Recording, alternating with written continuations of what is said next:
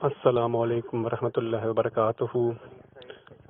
Heute werden wir mit dem 4. Ruku der Surah Bani Israel beginnen.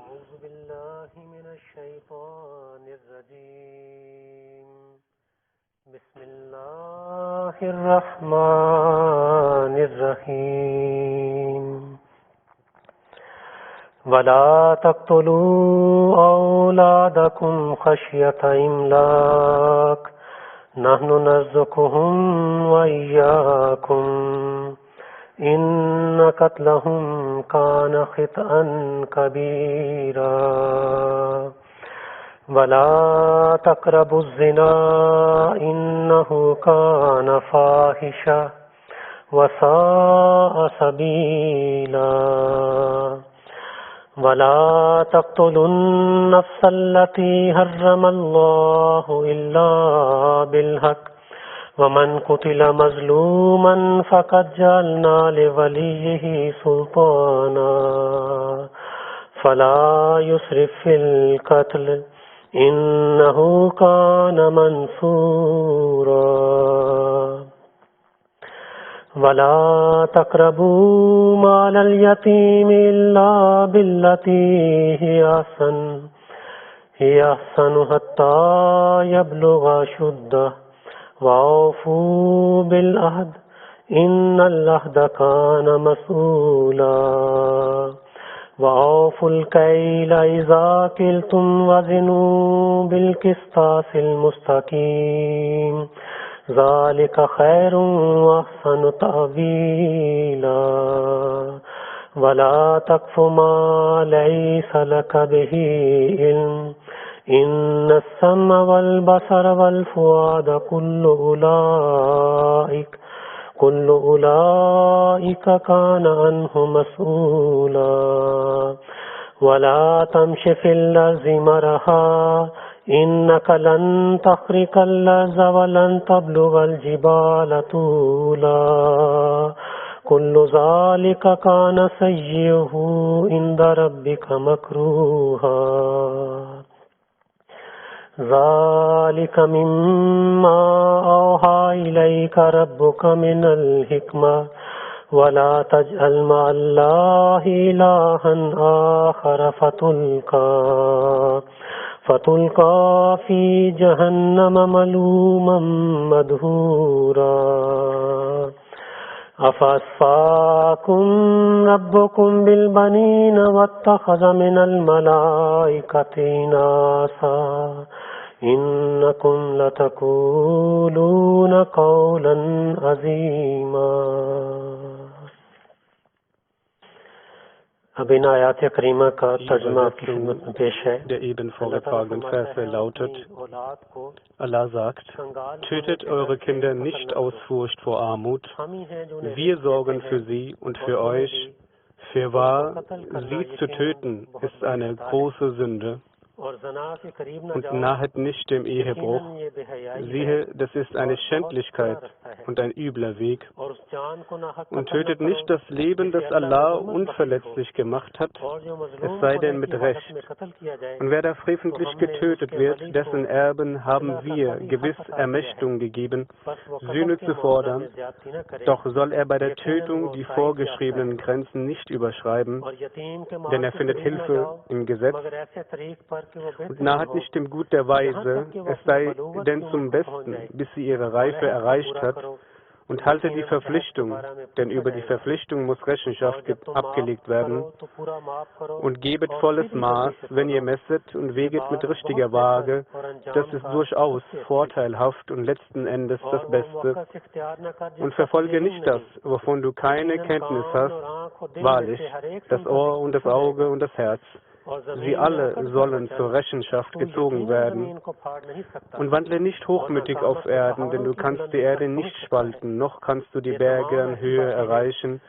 Das Üble alles dessen ist hassenswert vor deinem Herrn. Dies ist ein Teil von der Weisheit, die dir dein Herr offenbart hat. Und setze nicht neben Allah einen anderen Gott, auf dass du nicht in die Hölle geworfen werdest, verdammt und verstoßen. Hat euer Herr euch denn mit Söhnen bevorzugt und für sich selbst Töchter von den Engeln genommen?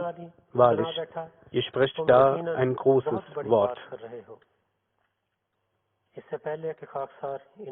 Bevor ich mit der Exegese dieser Verse beginne, möchte ich noch die Verse des vorherigen Rukus erwähnen und interpretieren. Ich möchte auch erwähnen, dass in dieser kurzen Zeit nicht vollständig auf die einzelnen Verse eingegangen werden kann. Er sollte eine Motivation erzeugen für die Menschen, dass man den Heiligen Koran liest und die Interpretationen, die Exegese liest, dass eine Verbundenheit mit dem Heiligen Koran entsteht und Fragen entstehen, die gelöst werden können.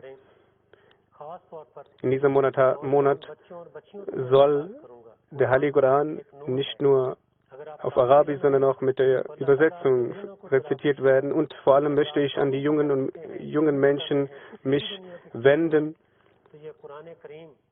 egal was sie tun, sei es, dass sie selbstständig sind, einer Arbeit nachgehen, angestellt sind, Schülerinnen sind. Sie sollten sich mit dem Heiligen Koran auseinandersetzen und Vorteile und Nutzen davon ziehen. Es wurde über die Güte gegenüber Eltern behandelt und die Thematik wurde behandelt. Der 4. Khalif hat gesagt, beziehungsweise einen Scherz erzählt. Er sagte, dieser Scherz würde einige zum Lachen bringen und einige zum Weinen. Er sagte, es war ein sehr alter Mann.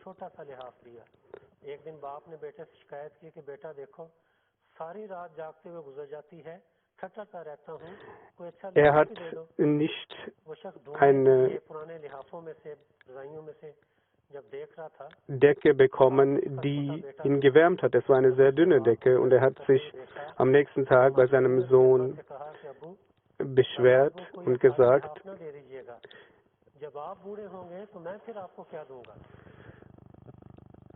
dass ihm doch eine Decke gegeben werden solle. Und sein Sohn ging, um zu schauen, welche Tücher und Decken er ihm geben kann. Und sein Sohn sagte zu ihm, geben Sie ihm bitte nicht alles, denn wenn Sie alt geworden sind, was werde ich Ihnen dann geben? Nun, Kinder, die ihren Eltern Güte erweisen, diese werden Segnungen erhalten, die das vollkommene Recht werden sie nicht erfüllen können, aber so gut es geht, sollte es angewandt werden. Wenn man mit reiner Absicht versucht zu dienen und Güte zu erweisen, wird Allah das Istighfar annehmen und die Reue, die der Mensch äußert, annehmen. Es heißt auch in einer Überlieferung, dass jemand unglückselig ist, der den Monat Ramadan erlebte und seine Sünden nicht vergeben wurden, und vor allem jener auch, der seine Eltern erlebte, beziehungsweise dass sie alt geworden sind und diese Zeit nicht genutzt hat, um ihnen Güte zu erweisen. Nach dem Vers über Eltern geht es auch um die Güteerweisung gegenüber den Verwandten.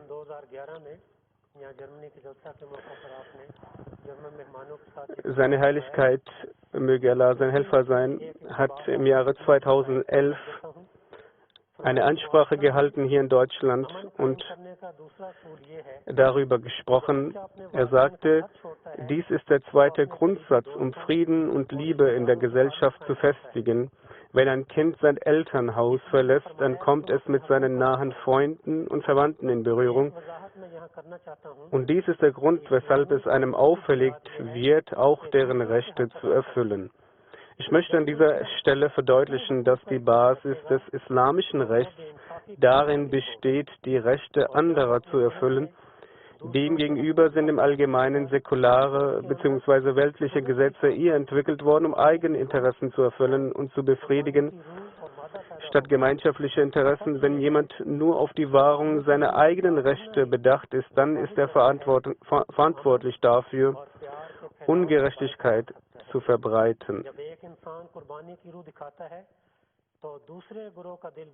Die Wahrheit ist, dass die Bereitschaft, Opfer zu erbringen, das einzige Mittel ist, um die Verbreitung von Liebe und Frieden zu gewähren und zu leisten.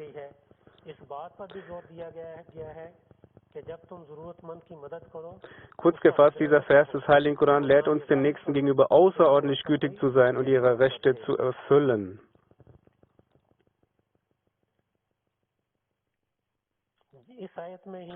Dieser Vers, in dem es heißt, dass man den Verwandten geben soll, hierbei hat Allah auch erwähnt, dass man nicht unnötig verschwenderisch sein sollte, beziehungsweise verschwenderisch umgehen sollte. Es ist eine Liebe, die mit den Verwandten einhergeht, aber es ist auch möglich, dass gewisse Unzufriedenheit und ein Zwist entsteht.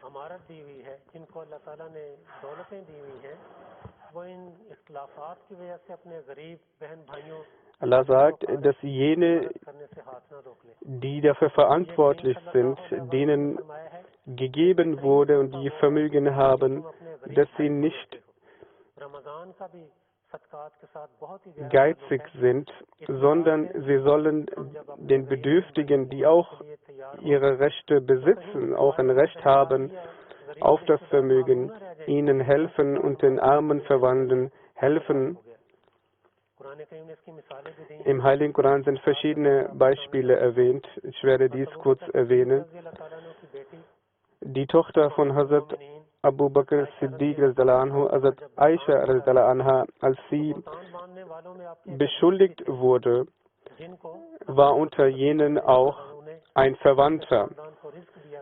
Und Hazrat Abu Bakr hat ihm von seinem Vermögen etwas gewährt. Als er davon erfuhr, hat er ihm davon nichts mehr gegeben. Aber Allah hat im Heiligen Koran erwähnt, dass jene, die wohlhabend sind, denen gegeben wurde, dass sie nicht ihre Hand abhalten sollen davon, sondern ihre Hand ausstrecken sollen und ihre Gaben weiterhin geben sollen. Und Hazrat Abu Bakr hat dies dann weiterhin getan. Ferner haben die Gefährten auf eine außergewöhnliche Weise dies geleistet, die Ansar, die die Muhajirin angenommen haben, ihre Häuser angeboten haben. Das ist ein außerordentliches Beispiel davon. Hierbei in diesem Vers geht es um die Blutsverwandten und es wurde darüber hinaus aber ein Beispiel an den Tag gelegt, der darüber hinaus gegangen ist. Nun, es heißt auch, dass man nicht verschwenderisch umgehen soll. Wenn hier gewisserweise auch Stolz und Hochmut entsteht und eine Zurschaustellung kann hierbei ebenfalls entstehen, dass man etwas gibt und Leute sehen, dass man gibt. Der verheißene Messias sagte, man sollte nicht etwas tun zur Schaustellung.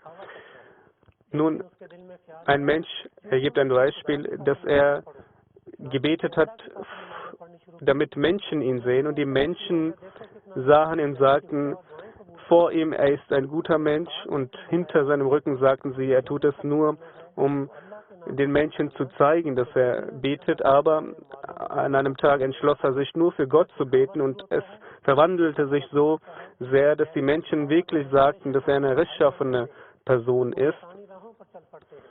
Menschen, die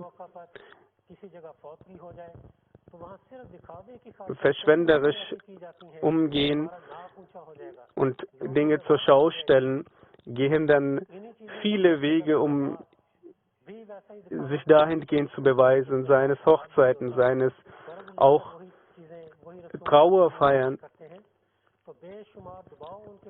Und dadurch entsteht auch ein gesellschaftlicher Druck. Allah sagt, dass Maß gehalten werden soll in der Gesellschaft und dementsprechend solche Taten nicht vollzogen werden sollen. Allah hat diese Umma zu einer Umma erklärt, die das Maß einhält. Und im letzten Vers dieses Rukus hat Allah erwähnt, dass Allah erweitert und auch beschränkt die Mittel zum Unterhalt, wem er will. Das ist ein Gesetz Allahs.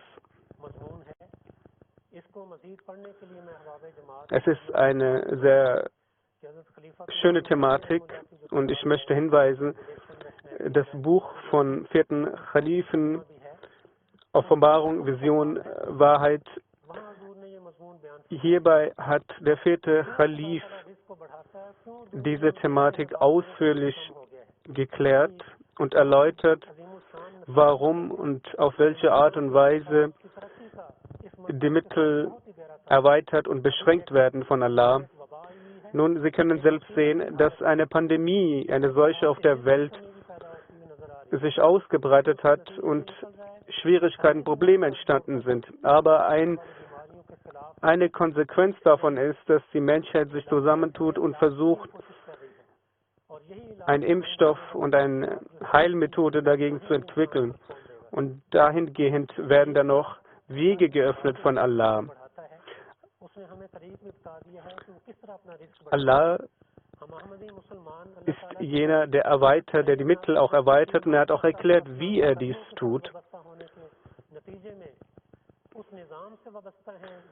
Wir, die den verheißenen Messias al-Islam anerkannt haben, dadurch erweitern sich auch die Mittel. Der verheißene Messias al-Islam sagte, dass man sein Vermögen für die Verbreitung des Islam einsetzen soll, mindestens 1/16 seines Einkommens für den Weg Allahs.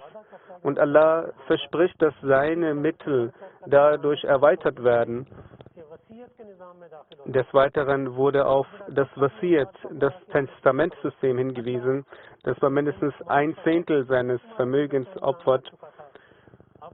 Allah wird für den Menschen, für seine Kinder darüber hinaus in großem Maße zurückgeben. Und jene, die nach der Anweisung,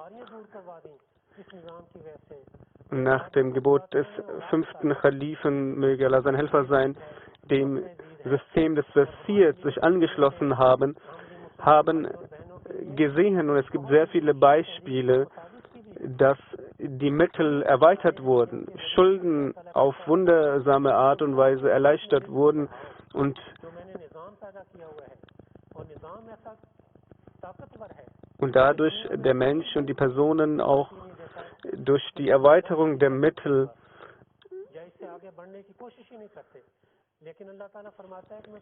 ihr Unterhalt erweitert wurde. Allah sagt, dass wenn man auch verstirbt, dass die Kinder, sondern auch ihre Kindeskinder und die Nachkommen, dass diese die Segnungen erhalten werden und ihre Mittel durch diese Opfergaben erweitert werden. Allah sagt, dass man die Attribute Allahs internalisieren sollte. Und für die Erziehung der Kinder und für die Erziehung der Kinder ist es notwendig, dass man für sie ausgibt, für sie sorgt, aber auch das Maß hält.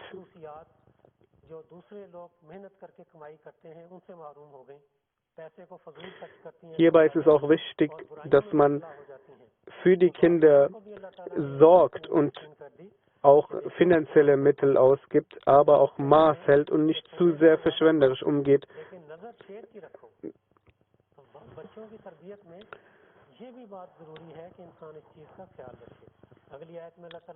Im nächsten Vers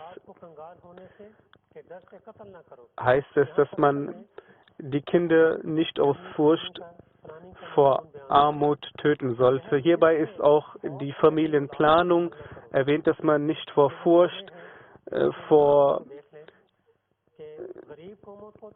finanziellen Engpässen nicht Kinder zeugt und deshalb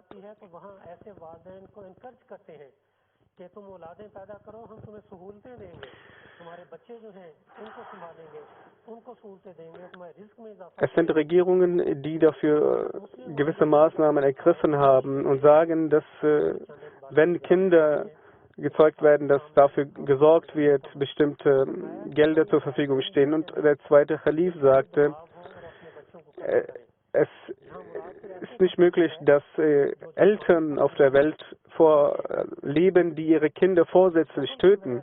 Dies ist gegen der Natur. Damit ist etwas anderes zu verstehen. Mit diesem Vers ist zu verstehen, dass man für die Kinder nicht genug sorgt, dass man sie nicht gut genug kleidet, dass man nicht für ihre Ernährung sorgt, für eine ausgewogene Ernährung sorgt und auch nicht für ihre spirituelle Entwicklung sorgt, aber auch, dass man nicht für die Ernährung seiner schwangeren Ehefrau sorgt und auch nicht für die Kleidung und zu sehr Druck ausübt, auch in der Zeit der Schwangerschaft, dass da eine Auswirkung auf das Kind haben kann und negative Auswirkungen haben kann, gesundheitliche Schäden dadurch entstehen können. Es heißt, wenn man diesen Sachverhalt vor Augen führend, dass man Kinder nicht zeugt, weil man besorgt ist, dass man ihnen nicht etwas zu essen geben kann, dann sagt Allah, tut dies nicht aus Furcht vor Armut.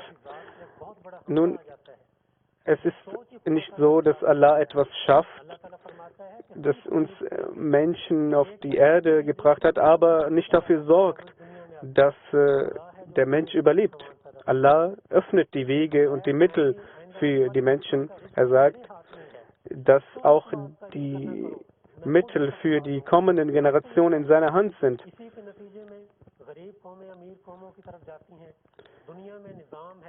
Es gibt ein System auf der Welt, verschiedene Kräfte kommen im Gange, Auswanderungen, Integration von Menschen, Zusammenkommen von Menschen, dass dadurch auch ein gewisser Fortschritt entsteht und die Mittel werden von Allah dann auch selbst gegeben. Des Weiteren heißt es, dass man auch die Kinder tötet, in Anführungszeichen,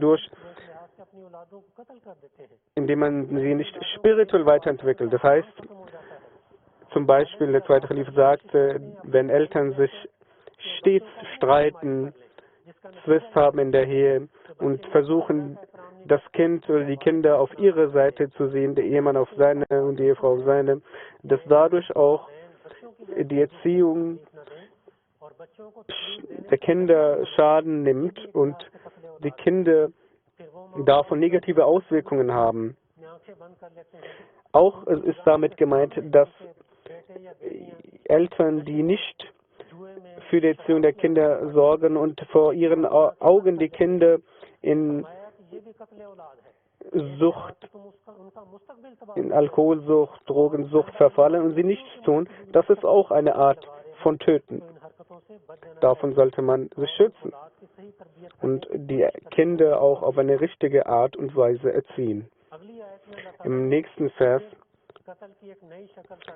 hat Allah eine neue Art von Mord und von Tötung gezeigt und das ist der Ehebruch. Menschen, die dieser Handlung verfallen, versuchen, wenn dadurch auch ein Kind zur Welt kommen kann, dieses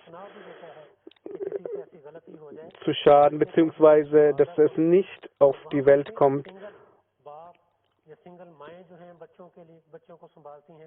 oder der Vater kümmert sich nicht um das uneheliche Kind und dadurch nimmt die Gesellschaft einen Schaden. Die zweite Bedingung des weißen Messias al-Islam ist dahingehend beinhaltet.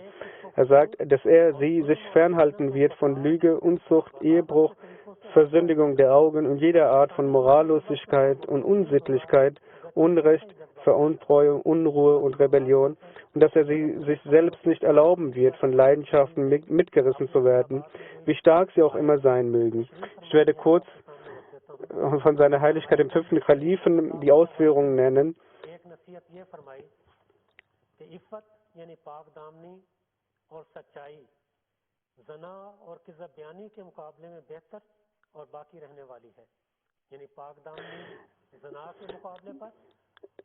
Das heißt, dass die Reinheit im Gegensatz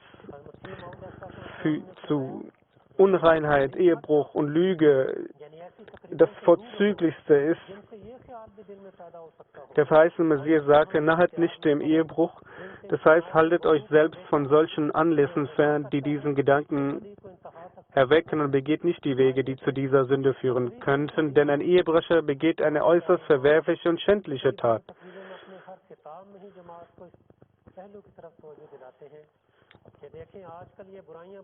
In der heutigen Zeit haben sich die Sünden sehr stark verbreitet. Nicht nur wir sollten uns davor schützen, sondern auch unsere Kinder, denn sie sind nicht nur schädlich für eine Person, sondern sie schaden auch die Nachkommen bzw. die Gesellschaft. In einer Überlieferung des heiligen Propheten sallallahu alaihi wasallam heißt es, dem Feuer ist das Auge verwehrt, das um Allahs wegen wachte, und dem Feuer ist auch das Auge verwehrt, das vor Gottesfurcht Tränen vergoss.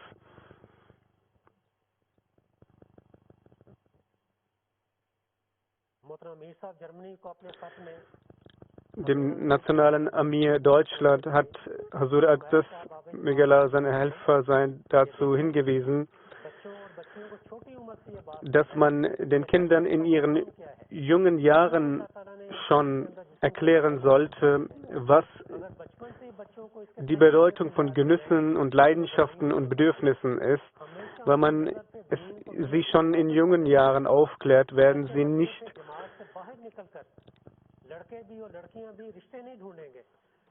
auf falschen Wegen wandeln, wenn ihnen auch erklärt wurde, wieso diese Leidenschaften im Menschen entwickelt wurden, wenn sie das Verständnis erlangt haben, dass der Mensch auch erschaffen wurde, um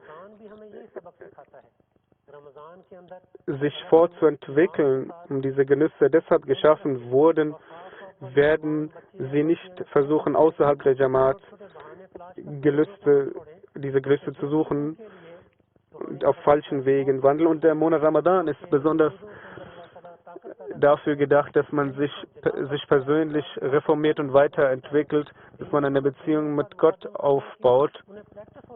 Eine Praxis, auch ein Auffrischungskurs, um in dieser Hinsicht zu wachsen. Und dahingehend, wenn diese Dinge auf eine richtige Art und Weise angewandt werden, wird man nicht nach gewissen Dingen suchen, die falsch sind.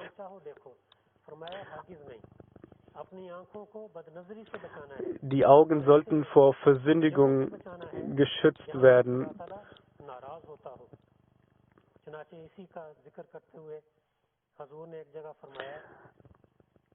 Dies ansprechend sagte Huzur, ich werde dies noch am Ende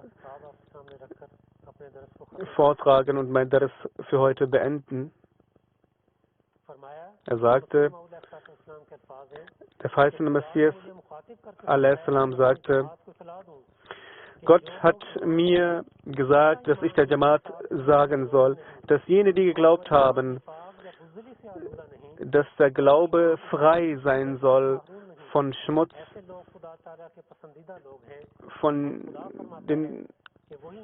und sich der Gottesfurcht hingeben, und das sind die Menschen, die den Glauben wahrhaftig angenommen haben. Rasul sagte, möge Allah sein Helfer sein. Er sagte, möge Allah uns die Kraft geben, dahingehend uns zu entwickeln. Möge Allah uns zu einem wahren Ahmadi-Muslimen machen. Mögen wir die Bedingungen des Bai'at erfüllen. Mögen wir wahre Gehorsamkeit gegenüber dem Propheten zeigen und Allah zeigen. Mögen wir nicht solche Handlungen begehen, die der Jamaat schädigen. O Allah, vergib unsere Fehler und lass uns zu jenen gehören, die gehorsam sind. Mach uns zu jenen, die das Bai'at erfüllen, und gewähre uns und unseren Kindern Nachkommen die Kraft, in diesen Wegen, diesen Pfaden zu wandeln. O du Gnädiger, sei gnädig und barmherzig zu uns. Erhöre unsere Gebete. Mach uns zu Erben der Gebete des verheißenen Messias a.s., die er für seine Jamaat, für die Anhänger seiner Jamaat gebetet hat. Amin. Allahumma salli ala Muhammadin wa barik wa sallim innaka hamidun majid.